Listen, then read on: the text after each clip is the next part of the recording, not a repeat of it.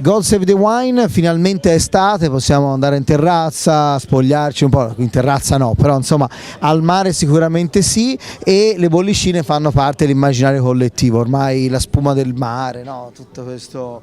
E abbiamo una novità, perlomeno avvicinandosi a queste bottiglie di Contadi Castaldi, sono arrivate da poco, no? Questa novità Assolutamente sì, abbiamo rifatto tutto il restyling delle etichette in tutte quante le linee. Dal 15 di maggio sono uscite queste molto giovanili, molto estive, molto particolari, stanno tenendo un buon riscontro di piacevolezza.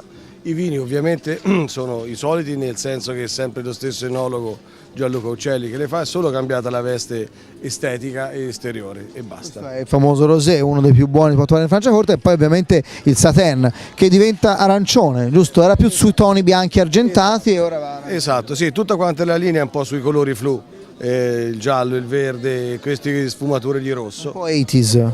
Il Satin ovviamente perché è il prodotto, diciamo, tipico della Franciacorta, cioè Satin uguale Chardonnay in purezza, e Satin perché per l'azienda Contadi è la produzione più grande che abbiamo, ne produciamo circa 250.000 bottiglie, quindi ci crediamo molto sul Satin, e poi diciamo che anche il Pinot Nero è già entrata a far parte del presente, ma rappresenterà un buon futuro. C'è un'etichetta nuova, giusto, col Pinot Nero che è ancora da scoprire. Esatto. Intanto è grande classico, non vi spaventate, l'etichetta è cambiata ma il vino è sempre lo stesso, freschissimo, floreale, agrumato, soffice e adatto in realtà non solo a un pubblico femminile, vi assicuro anch'io mi scopro volentieri a bere più volentieri un Satin che altri Brut, e più che altro una particolarità italiana, un piccolo grande miracolo della Franciacorta, non si cammina solo sulle acque, si fanno anche. No, prima si è camminato molto in vigna, ecco, quindi si fanno e ora al mare. Grazie. Grazie.